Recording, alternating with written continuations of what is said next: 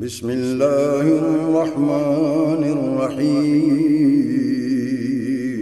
شروع اللہ کے نام سے جو بڑا مہربان نہایت رحم والا ہے۔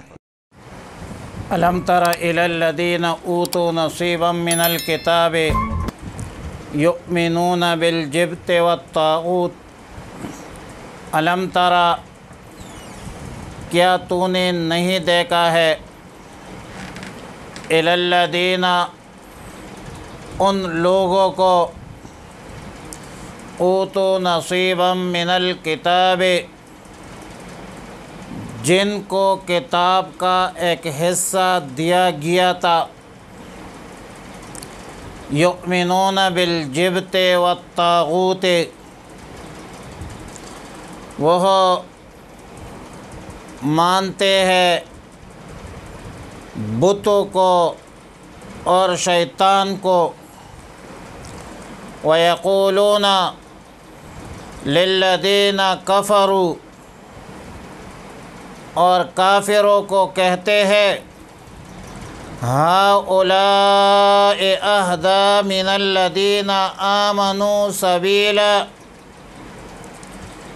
کہ یہ لوگ زیادہ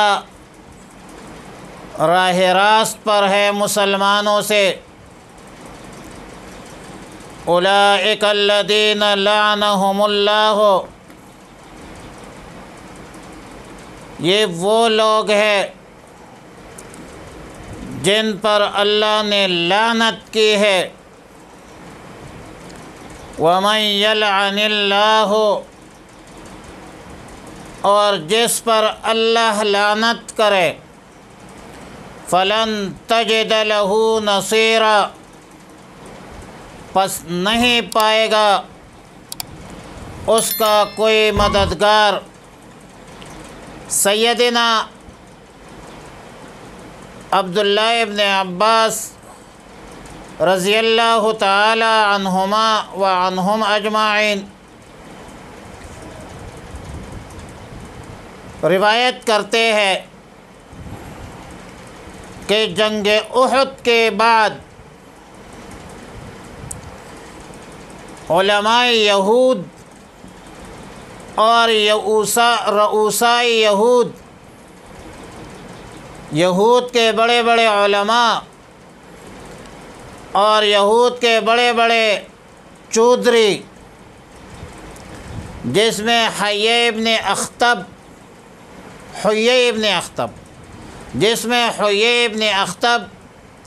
کعب ابن اشرف وغیرہ وغیرہ، ایک وفد کی شکل میں مکہ مکرمہ قریش کے پاس پہنچے، اور ابو سفیان کو کہتے ہیں کہ ہم مسلمانوں کے خلاف آپ کو مکمل تعاون کا یقین دلاتے ہیں اور وعدہ بھی کرتے ہیں۔ اہل مکہ ابو سفیان اور ان کے جو رفقا تھے، اس نے کعب بن اشرف کو کہا کہ تم ایک دھوکہ دینے والی قوم ہو،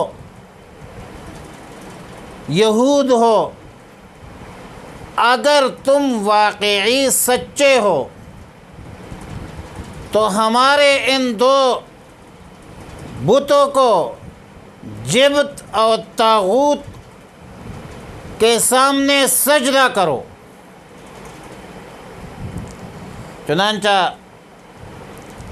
کعب بن اشرف نے قریش کو مطمئن کرنے کے واسطے ایسا ہی کیا۔ اس کے بعد کعب بن اشرف نے تجویز دی کہ 30 آدمی تم میں سے اور 30 بندے ہم میں سے خانہ کعبہ کے سامنے رب کعبہ کے سامنے اس چیز کا عہد کرے، پیمان کرے، وعدہ کرے کہ ہم سب مل کر رسول اللہ مبارک صلی اللہ علیہ وسلم، صحابہ کرام اور مسلمانوں کے خلاف جنگ جاری رکھیں گے اور جنگ کریں گے۔ کعب بن اشرف یہودی کے اس تجویز پر قریش نے عمل کیا، اور یہود اور کفار مکہ مل کر دونوں نے مسلمانوں کے خلاف ایک محاذ بنایا۔ پھر اس کے بعد ابو سفیان نے کہا کہ اے کعب، تم اہل علم ہو، تمہارے پاس علم ہے، اور ہم ان پڑھ ہیں، بالکل جاہل ہے۔ آپ ہمارے متعلق بتلائے کہ ہم حق پر چلنے والے ہیں یا رسول اللہ مبارک صلی اللہ علیہ وسلم اور اس کے صحابہ رضوان اللہ تعالی علیہم اجمعین۔ تو کعب بن اشرف بدبخت نے کہا کہ تمہارا دین کیا ہے؟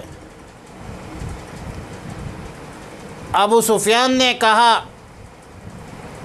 کہ ہم موسم حج میں اپنے اونٹوں کو ذبح کرتے ہیں، حاجیوں کو اونٹ کا دودھ پلاتے ہیں، مہمانوں کی مہمان نوازی کرتے ہیں، اپنے اقربا اور رشتہ داروں کے ساتھ حسن سلوک رکھتے ہیں، بیت اللہ شریف کا طواف کرتے ہیں، عمرہ کرتے ہیں،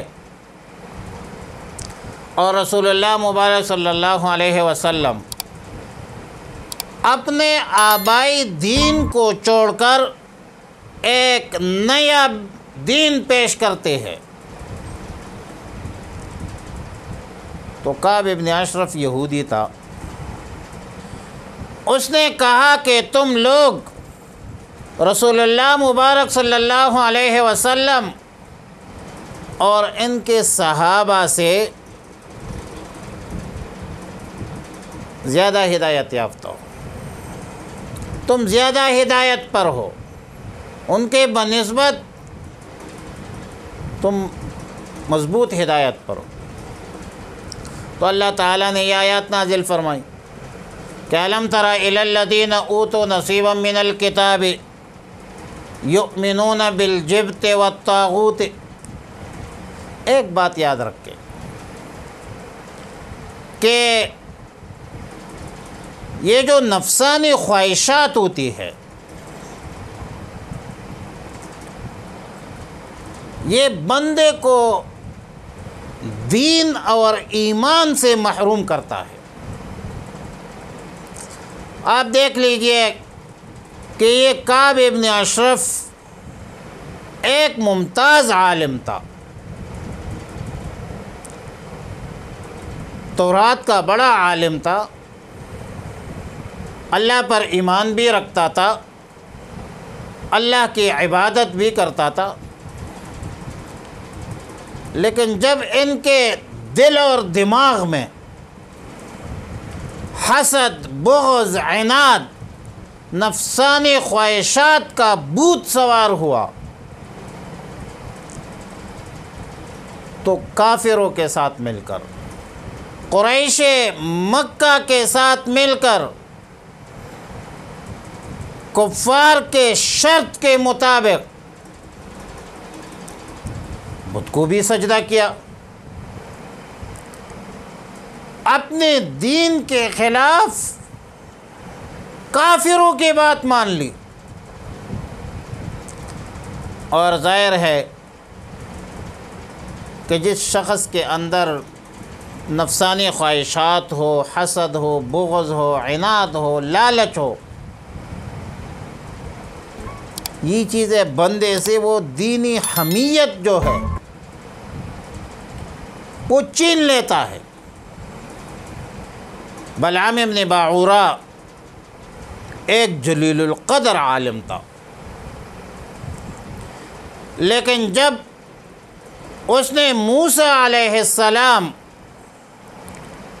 کے خلاف ناپاک تدابیر کا ارادہ کیا، مردود ہو گیا۔ اور قرآن کریم نے بلعام ابن باعورہ کا جو نقشہ کھینچا ہے وہ یہ ہے کہ وَاتْلُ عَلَيْهِمْ نَبَأَ الَّذِي آتَيْنَاهُ آيَاتِنَا فَانْسَلَخَ مِنْهَا فَأَتْبَعَهُ الشَّيْطَانُ فَكَانَ مِنَ الْغَاوِينَ، گمراہ ہو گیا، برباد ہو گیا، زبان نکل گئی۔ معلوم ہوا کہ تب تک علم نافع نہیں ہے جب تک مکمل اتباع نہ ہو، عقائد و نظریات میں پختگی نہ ہو۔ علم تو کعب ابن اشرف کے پاس بھی بہت تھا، بلعام ابن باعورہ کے پاس بھی بہت تھا، لیکن ان پر نفسانی خواہشات سوار تھی اس کے دماغ پر، متبع نہیں تھے، اطاعت نہیں تھی ان کے اندر، جذبہ ایمان نہیں تھی، اپنے عقائد اور اپنے نظریات میں پکے نہیں تھے۔ لہذا ایک تو ہر وقت ہر ماحول میں اپنے عقائد و نظریات، قرآن و سنت، اسلامی تعلیمات پر کاربند اور پابند رہنا چاہیے، کسی سے متاثر نہیں ہونا، یہ ایک ضروری چیز ہے۔ دریا کے اپنے موج سے طغیانیوں سے کام، کشتی کسی کا پار ہو یا درمیان میں کسی دباؤ کے تحت، کسی لالچ کے تحت، کسی حسد، بغض، روحانی امراض کے اساس پر اپنے عقائد و نظریات پر کمپرومائز مت کرنا۔ یہ دنیا کی بھی تباہی ہے اور آخرت کی بھی تباہی، اور اس میں کعب ابن اشرف کے واقعہ میں، بلعام ابن باعورہ کے واقعہ میں یہ عبرت ہے، سبق ہے کہ محض علم پر ناز مت کیجیے، بلکہ علم پر عمل کریں۔ نفسانی خواہشات، حسد، بغض، عناد، لالچ، دنیاوی لالچ، پیسہ، اس روحانی امراض سے اپنے آپ کو پاک کیجیے، اللہ پر توکل کیجیے، اپنے نفس پر محنت کیجیے، خاتمہ بالایمان کا سوال کیجیے، اللہ سے فضل مانگے۔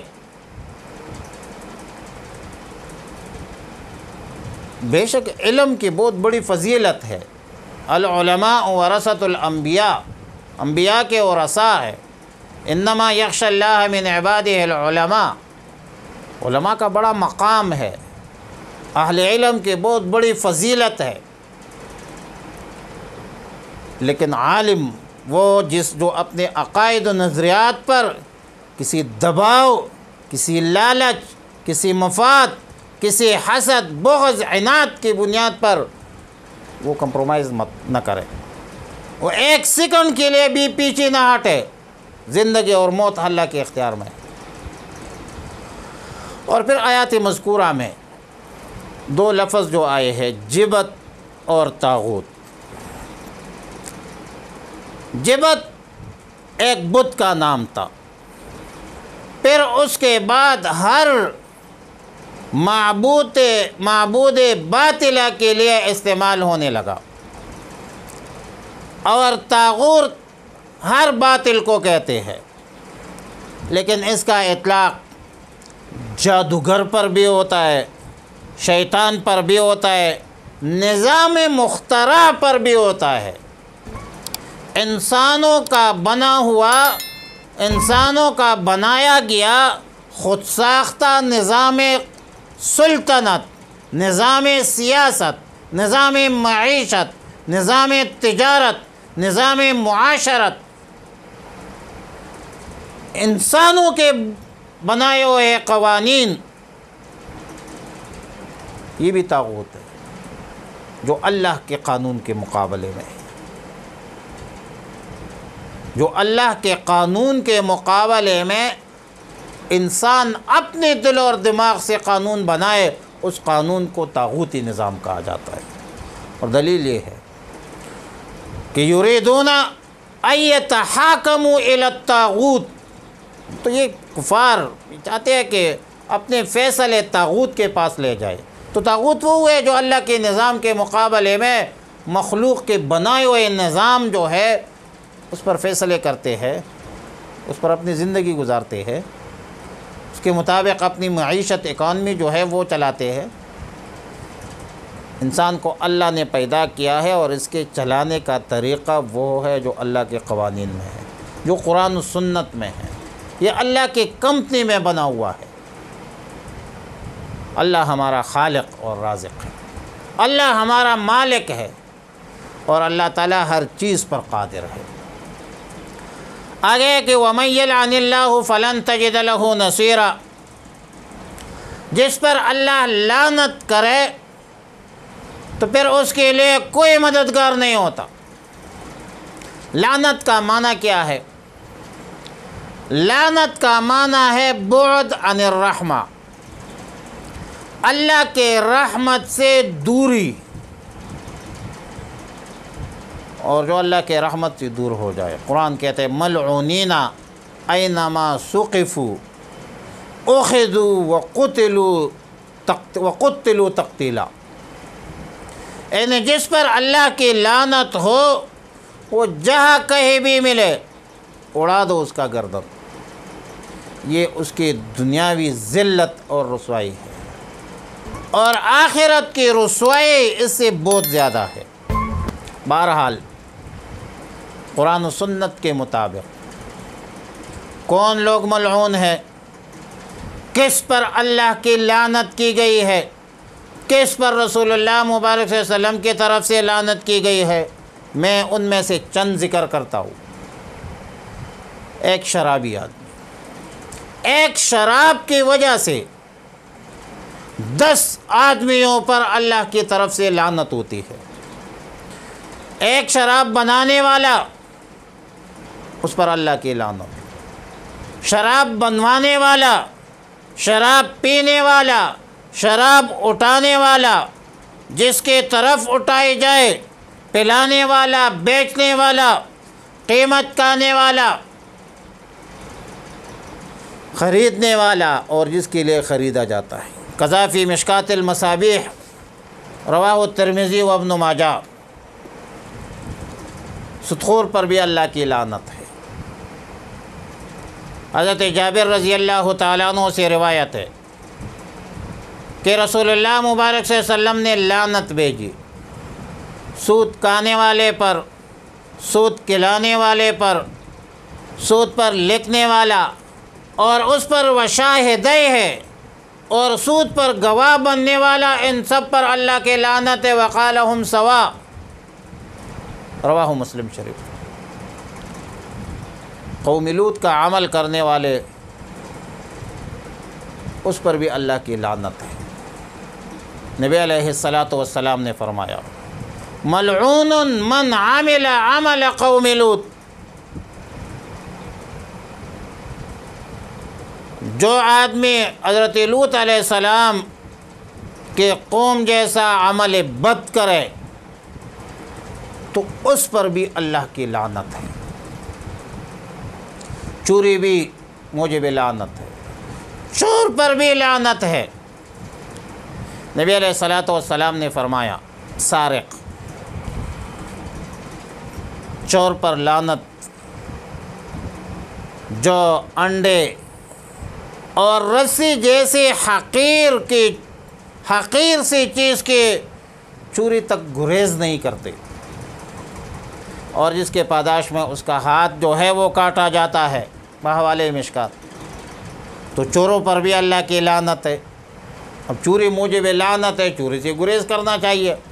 میں یہ اس لیے ذکر کرتا ہوں کہ یہ گناہ ہے، گناہ بھی ہے اور اوپر سے اللہ اور رسول کی طرف سے لعنت بھی ہے۔ اور ایک روایت میں ہے نبی علیہ الصلوۃ والسلام نے فرمایا کہ 6 آدمیوں پر، 6 بندوں پر لعنت بھیجی ہے اللہ تعالیٰ نے، اور فرمایا کہ میں بھی لعنت بھیجتا ہوں، اور فرمایا ہر نبی مستجاب الدعوات ہوتا ہے، ہر نبی کی دعا قبول ہوتی ہے۔ نمبر 1 وہ کون سا شخص ہے جو اللہ کی کتاب میں زیادتی کرے؟ دوسرا وہ شخص ہے جو جبر قہر سے اقتدار حاصل کرے اور جس کو اللہ نے عزت دی ہے اس کو ذلیل کرے، اور جس کو اللہ نے ذلیل کیا ہے اس کو عزت دے۔ یہ جو زبردستی حکمران بن جاتے ہیں یہ بھی موجب لعنت ہے۔ نمبر 3 اللہ کی تقدیر کو جھٹلانے والا، اللہ کے حرام کردہ چیزوں کو حلال سمجھنے والا۔ نمبر 5 میرے اولاد میں وہ آدمی جو محرمات کو حلال کرنے والا ہو۔ اور چھٹے نمبر پہ فرمایا میرے سنت کو چھوڑنے والا، رواہ بیہقی فی المدخل قضا فی المشکات۔ ان 6 بندوں پر اللہ کی طرف سے بھی لعنت اور رسول اللہ مبارک صلی اللہ علیہ وسلم کی طرف سے بھی لعنت، اللہ ہمیں معاف کرے۔ نامحرم کو، جو آپ کے رشتے میں ماں، بہن، بیٹی نہیں ہے، نامحرم کو برے نظر ڈالنے پر بھی اللہ کی لعنت ہے۔ نبی علیہ الصلوۃ والسلام نے فرمایا لعن اللہ الناظر والمنظور الیہ، یعنی جو کوئی نامحرم پر برے نظر ڈالے اور جس کے اوپر ڈالے اس پر بھی اللہ کی لعنت۔ علماء لکھتے ہیں کہ جو مرد حضرات مستورات پر، عورتوں پر نظر ڈالتے ہیں تو پردے میں نہیں ہوتی، سبب تو وہ بن گیا، لیکن لعنت دونوں پر ہے۔ ہاں ایک ہے کہ بشرط کہ جو بری نظر پڑی ہے اس کے، جس پر پڑی ہے اس کے ارادہ اور اختیار کا اس میں کوئی عمل دخل نہ ہو، تو ناظر اور منظور دونوں پر لعنت ہے۔ ایک اور جس پر لعنت ہے وہ کون ہے؟ مردوں کے لیے عورتوں جیسا لباس استعمال کرنا، اور جب عورت مردوں جیسا لباس استعمال کرے یا مرد عورتوں جیسا طور طریقہ اختیار کرے یا عورت مردوں جیسا طریقہ اختیار کرے۔ سیدنا ابو ہریرہ رضی اللہ تعالیٰ عنہ سے روایت ہے کہ لعن رسول اللہ صلی اللہ علیہ وسلم الرجل یلبس لبسۃ المرأة والمرأة تلبس لبسۃ الرجل كذا فی المشکات، یعنی رسول اللہ مبارک صلی اللہ علیہ وسلم نے ایسے مرد پر لعنت کی ہے جو عورت کی طرح لباس پہنے، اور ایسی عورت پر بھی لعنت جو مردوں جیسا لباس پہنے۔ مخنثین من الرجال بھی بڑا مسئلہ ہے، مخنثین من الرجال۔ سیدنا عبداللہ ابن عباس رضی اللہ تعالی عنہما فرماتے ہیں کہ لعن رسول اللہ صلی اللہ علیہ وسلم المخنثین من الرجال والمترجلات من النساء وقال اخرجوهم من بیوتکم، رواہ البخاری۔ سیدنا رئیس المفسرین عبداللہ ابن عباس رضی اللہ تعالی عنہما وعنہم اجمعین فرماتے ہیں کہ رسول اللہ مبارک صلی اللہ علیہ وسلم نے لعنت کی ہے ان مردوں پر جو عورتوں کی طرح شکل و صورت بنا کر ہجڑے بن جاتے ہیں، اور لعنت ہے اس عورتوں پر جو شکل و صورت میں مردانہ پن اختیار کرتے ہیں، اور ارشاد فرمایا کہ ان کو گھروں سے نکال دو۔ یہ مرد اللہ نے پیدا کیا ہے، عورت کو اللہ نے عورت پیدا کیا ہے۔ اور پھر مزید لوگوں پر جن پر لعنت ہے، اس میں کون ہے؟ نبی علیہ الصلوۃ والسلام نے فرمایا لعن الواشمات والمستوشمات والمتنمسات والمتفلجات للحسن المغیرات خلق اللہ، یعنی اللہ کی لعنت ہو کودنے والیوں پر، کودوانی والیوں پر، اور ان پر جو آبرو بہو کے بال جو ہے وہ چنتی ہے تاکہ بوے باریک ہو جائے، جس طرح آج کل عام رواج ہے۔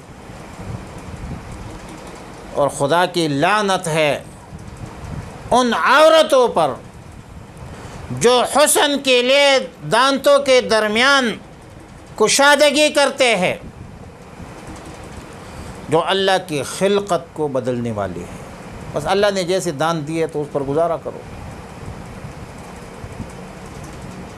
لہٰذا یہ جو بوے بنانا ہے عورتوں کا، یہ ناجائز ہے، حرام ہے، اللہ کی لعنت ہے ایسے عورتوں پر، اس سے گریز کرنا چاہیے۔ کسی مسلمان کو تکلیف دینا یہ بھی موجب لعنت ہے۔ سیدنا ابوبکر صدیق خلیفہ بلا فصل رضی اللہ تعالیٰ عنہ فرماتے ہیں کہ نبی علیہ الصلوۃ والسلام نے فرمایا کہ وہ شخص ملعون ہے جو کسی مومن کو نقصان پہنچائے یا اس کے ساتھ مکر کرے، فریب کرے، دھوکہ کرے، فراڈ کرے۔ رواہ الترمذی کذا فی المشکات۔ یہ نوحہ کرنا بھی گناہ ہے، یہ بھی موجب لعنت ہے۔ سیدنا ابو سعید الخدری رضی اللہ تعالیٰ عنہ سے روایت ہے کہ رسول اللہ مبارک صلی اللہ علیہ وسلم نے نوحہ کرنے والے عورتوں اور نوحہ سننے والوں پر لعنت کی ہے۔ رواہ ابو داود کذا فی المشکات۔ نسب بدلنا یہ بھی موجب لعنت ہے، حلالہ بھی موجب لعنت ہے۔ حضرت عبداللہ بن مسعود رضی اللہ تعالیٰ عنہ سے روایت ہے کہ رسول اللہ مبارک صلی اللہ علیہ وسلم نے لعنت بھیجے محلل پر اور اس شخص پر جس کے لیے حلالہ کیا گیا ہو۔ رواہ ابن ماجہ۔ بہرحال تفتیش اگر کیا جائے تو روایات میں تو بہت سارے لوگ ہیں ایسے جن پر اللہ کی طرف سے لعنت ہے، کچھ مزید لوگ بھی ہیں جس میں غیر اللہ کے نام پر جانور ذبح کرنا یہ بھی موجب لعنت ہے، زمین کے حد بندی کی نشانی جو ہے وہ چرانا یہ لعنت ہے ایسے لوگوں پر۔ عورتوں کے بالوں میں بال ملانا، رشوت لینا، ذخیرہ اندوزی کرنا، جاندار چیز کو تیر اندازی کا نشانہ بنانا، صحابہ کرام کو گالیاں دینا، برا کہنا، والدین کو تکلیف دینا۔ جو والدین کو تکلیف دیتے ہیں اس پر بھی شریعت مطہرہ کے مطابق لعنت ہے۔ نابینا کو غلط راستہ بتلانا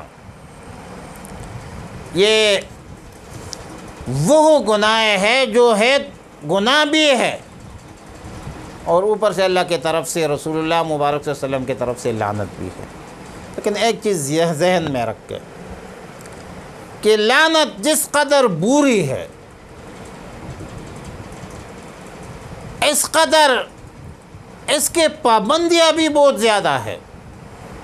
آپ کسی مسلمان پر لعنت نہیں بیچ سکتے، کسی مسلمان کو لعنتی نہیں کہہ سکتے۔ سیدنا عبداللہ ابن مسعود رضی اللہ تعالیٰ عنہما سے روایت ہے، قال قال رسول اللہ صلی اللہ علیہ وسلم لیس المؤمن بالطعان ولا باللعان ولا البذیء، رواہ الترمذی۔ رسول اللہ مبارک صلی اللہ علیہ وسلم نے فرمایا کہ مومن طعنہ باز نہیں ہوتا، مومن لعنت باز نہیں ہوتا، مومن بدگو نہیں ہوتا۔ لہذا کسی کو یہ طعنے دینا، لعنت کرنا، بدتمیزی بد اخلاقی سے پیش آنا، یہ مسلمان کی شان نہیں ہے۔ اور کئی دفعہ تو پتھروں پر، جانوروں پر لعنت، پرندوں پر لعنت، بچوں پر لعنت، مردوں پر لعنت، اور خاص کر یہ عورتیں، یہ غلط روش ہے، تباہی کا ذریعہ ہے۔ سیدنا عبداللہ ابن عباس رضی اللہ تعالی عنہما سے روایت ہے کہ ان رجلا نازعته الريح رداءه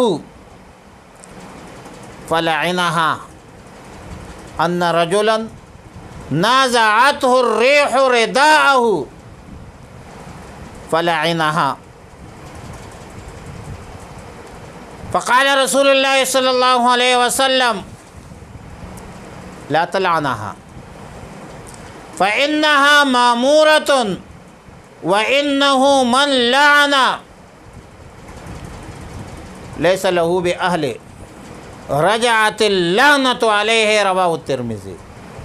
سیدنا عبداللہ ابن عباس رضی اللہ تعالی عنہما فرماتے ہیں کہ ہوا نے ایک بندے کی چادر اڑا لی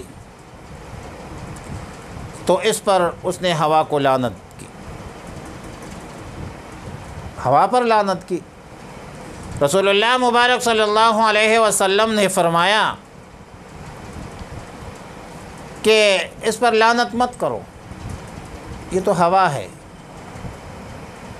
یہ تو اللہ کے جانب سے فَإِنَّهَا مَأْمُورَةٌ، یہ تو اللہ کے حکم کے تابع ہے۔ اور یہ بھی یاد رکھے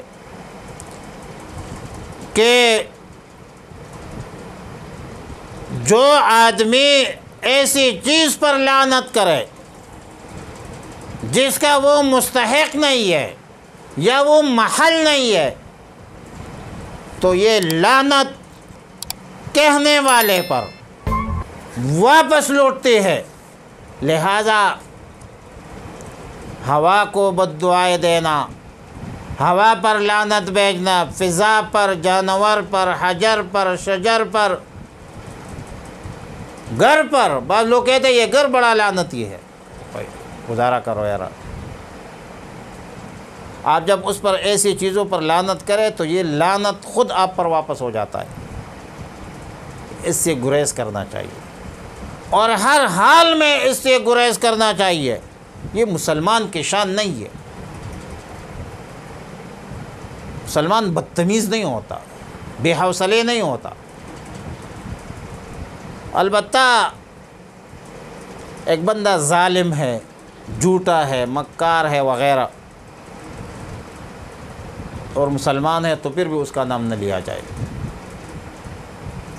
ہاں یوں کہا جائے کہ ظالموں پر اللہ کی لعنت ہو، جھوٹوں پر اللہ کی لعنت ہو، بلکہ آپ کافروں کو اس کافر پر لعنت کر سکتے ہیں جس کا کفر یقین ہو، جیسا کہ ابو لہب اور فرعون وغیرہ ہے۔ بہرحال ہم جو سوسائٹی میں زبانوں سے یہ جو لعنت کے الفاظ بہت رف طریقے سے استعمال کرتے ہیں، یہ اسلامی تعلیمات نہیں ہے، یہ اسلامی تعلیمات کے 100% منافی ہے۔ اس پر ہمیں غور کرنا چاہیے، زبان کو کنٹرول کرنا چاہیے۔